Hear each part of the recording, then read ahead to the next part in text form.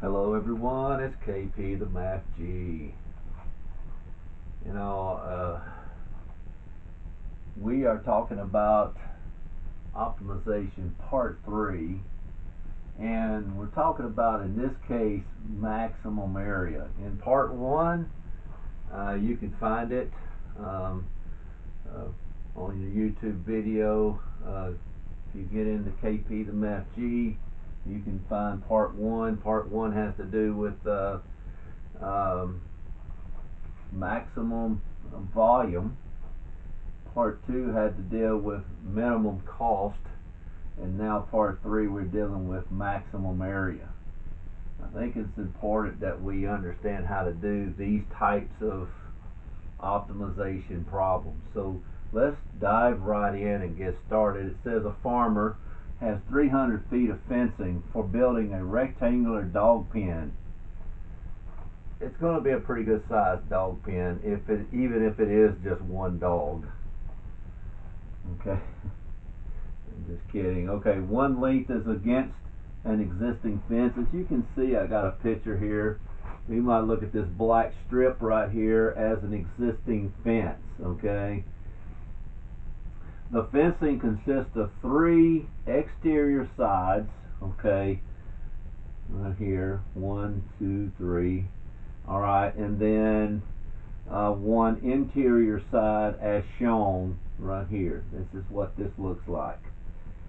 So what dimensions of the dog pen maximize the enclosed area? So we want a maximum area is what we're looking for. Oh wow, how to set up anything like this? Well, okay, let's see. We do know that we have 300 feet of fencing. So we do know that x, look right here, x plus x plus x plus y equals 300. This is the fencing here. Alright, so 3x plus y equals 300. Alright, so 3x plus y equals 300. Alright, there it is. Now, what I like to do in doing these types of problems, well, evidently the cat is doing something on the other side in the living room area. My wife is telling the cat to stop. Okay. She says, sorry about that, guys. Anyway, needless to say, we're going to solve for y here. Okay, life gets a little easier when we do that. Alright, so we're going to do that for the time. I'm going to express x in terms of y here. 3x right here. So we get, this is gone, and so y is equal to 300 minus 3x. Okay, now what we're really looking for is, well, KP the Math G, you said we're looking for area. Yeah, we want a maximum area. Well, what is area? Area is length times width, so x times y. But it's a good thing that we found out what y is, because now I can do this. I can say area is equal to x times 300 minus 3x right there. X times y. That's why we wanted to solve for y in the first place. So the first thing you have to do in some of these problems like this is set up a preliminary type problem that deals with, well, okay, how much fencing do you have?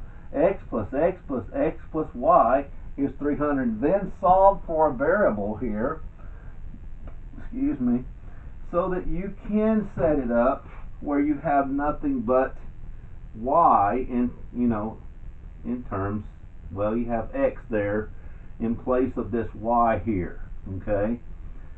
Alright, so now we can go ahead, I'm going to flip the board, and just remember it's x times 300 minus 3x, okay? If we want to, we could go ahead and do one more thing. This is 300x. No, let's leave it right there for right now. I've got a plan. Okay, I've got something else we need to do. So let's turn the board over. We're not going to be able to do our work here, obviously not, but we can go ahead and write this down. X times 300 minus 3x. Okay, here we go. There you go. X times 300 minus 3x. At my age, you have to say that at least 3 times. X times 300 minus 3x. Alright, so x area is x times 300 minus 3x.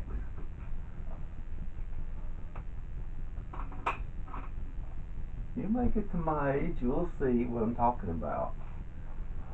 Okay, now here's what we need to do at this point.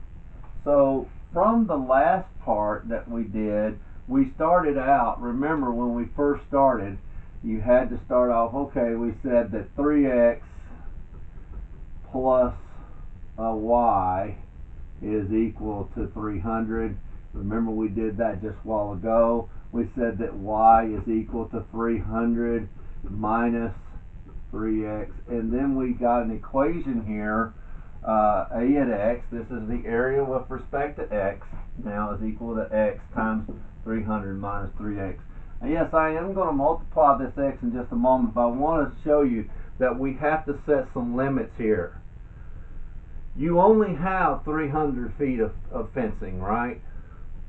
So we know that if we were to just say that x is equal to 0, alright, x cannot, so we cannot have, obviously if x is 0, this whole thing is 0, and we can forget about the whole problem, right?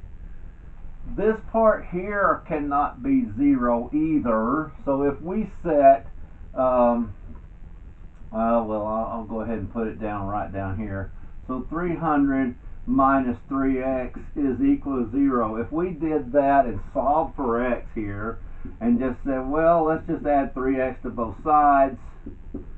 Okay, so we have 3x is equal to 300, which means that when we divide by 3 on both sides, and some of you probably did this in your head, right? This is 100. So right here we do have a stipulation that x has to be between 0 and 100, because anything, we'll run out of fencing if we, substitute 0 or 300. X has to lie between those two so that we can have adequate, use our fencing, in other words. Okay, so that's another thing we need. Okay, let me erase this because I may need room, and I may not, but it's okay. We'll erase it now. So I'm just trying to show you step by step on what you have to do on problems like this. First of all, say, okay, I know how much fencing I have. Okay, I'm going to solve this and solve for y. And so area is length times, well, this is width actually, times the length right here. Okay, and there we have it right here. This is it. But we had to also say, well, x cannot be 0 and x cannot be 100. So x has to be between 0 and 100. Makes sense? We cannot put equal to signs here because if it's equal, that's still going to make a 0, isn't it? Alright, so this is what we have to do now, and I'm sure we're going to find a number between those two. That's what we're looking for. Alright, and it's going to produce the maximum area that we've been talking about here. Okay, well, let's go ahead, let's multiply this now. We don't really have to, but I don't, I'm not really fond of doing the product rule here. So, I mean, let's go ahead and multiply this out. And then I can do the power rule instead. Alright, there it is. That's so much easier to do, right? Now, remember, why do we have to find a prime of x? Okay, why do we want to take the derivative? Remember, anytime we're dealing with something that's maximum or something that's minimum, we have to take the derivative and set that equal to 0 so we can find where the max is. Well, we're looking for the maximum area, aren't we? So that's why we do it. A prime at x is equal to, alright, 300 minus, remember if it's just x, just write 300 down. Now 2 times 3 is 6, 6x right there. Alright, there it is. So now we're going to set this equal to 0. Alright, so let's do that. Let's just say that this is 0 here. 300 minus 6x. Okay. I always like to move the minus sign to the other side if possible on these types of problems. Makes it a little easier. So okay, so plus 6x over here and plus 6x right here, and now we have 6x is equal to 300. I mean, after all, we could have done it another way. We could have subtracted 300 on both sides, but at this level, you know exactly what we're dealing with here. X is equal to, well, let's see, that looks like 50 to me. Isn't 50 times 6 300? Alright, well, that is 50. Alright, let's do a little something here. I want to take 50 right here. Alright, here is 50. Alright, and I want to see exactly where I want to say we're between 0 and 100, aren't we? Alright, I want to see exactly where this is going to be a maximum. Now, actually, remember, if something is a maximum, let's say right here, here's 50 right here, and if this is a maximum, you got okay, something is going to, it's going to be something like this in a parabola type, isn't it? A max would be right, this would be actually the vertex of a parabola. This is at x equals 50. This is the critical number that we just found.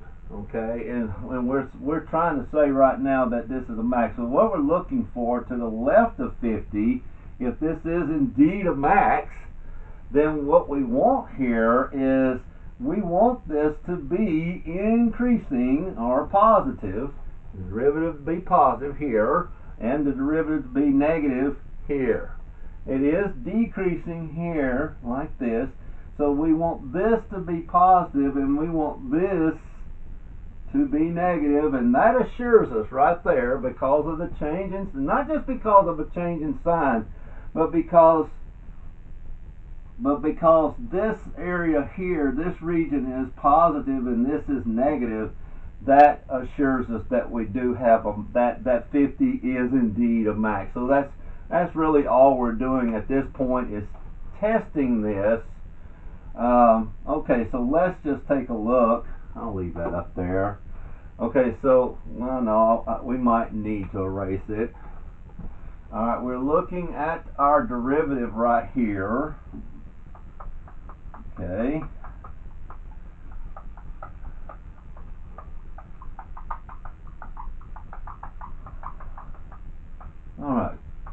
bear with me just for a moment here. Alright, this is where the area is, increasing here. Now let's see what we get. If we say, we could put any number here, say 25.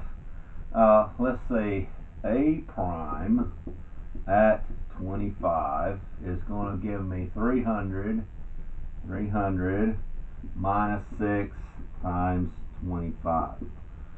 And this is equal to 300 minus, 6 times 5 is 30, 6 times 2 is 12, 13, 14, 15, so 150. Alright, so this is 150. The answer is 150, but 150 is positive. So yes, this is positive. And I guarantee you this is going to be negative. I'm pretty sure of it. Let's do something else then. Let's go to 75 here. 75. Alright. When I was in high school and played football, I wore the number 75 on my jersey. I was proud of that. Alright, let's see what we get right here. Obviously you'll see that this is 6 times 75 now. 6 5s are 30. 6 times 7 is 42. Already know that it's going to be negative if it's 42. So 42, 43, 44, 45. So right here, this is going to be a negative 150, which is negative here. Alright, so that's the only thing we're doing is testing positive, negative. On the last video, we had negative and positive, which meant that we were looking for a minimum, okay? And indeed, 50 is indeed the maximum, okay? Alright, so it is the maximum length, okay? So in other words, x is equal to 50. Now remember what y was. Y, remember, is y is equal to 300 minus 3x. In this case, we're going to plug in 50. Alright, so this is 300 minus 150, which is equal to 150. So then 150 plus 150, 300. Yeah. Alright, so y is equal to 150. So the dimensions is what we're trying to get the maximum, let me just leave, I'm going to go ahead and erase this. I don't like my board to be cluttered. Okay. So the dimensions are 50 feet by, or times everyone by 150 feet. Okay, there it is. Alright, and that's what we're looking for right there. We wanted the maximum yield here. Alright, so that is what you have to do. Once again, you just have to remember when you're doing a problem like this that you set it up based on how much fencing you have. 3x plus y was 300. Solve for y. Now we can set this up. We know that a was equal to x times y. Well, that's where y is right there. Then you can set your parameters. That's it right there. Okay, we can set our limits here.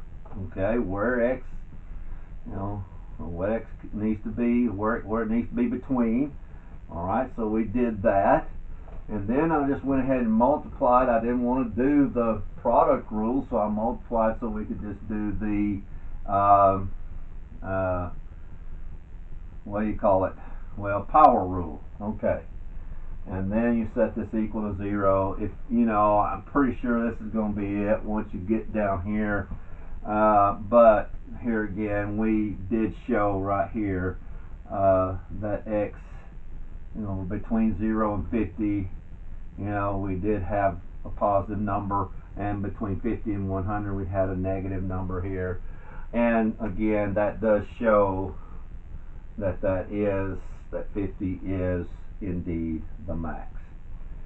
Okay, I trust that I illustrated this to you well enough for you to easily understand.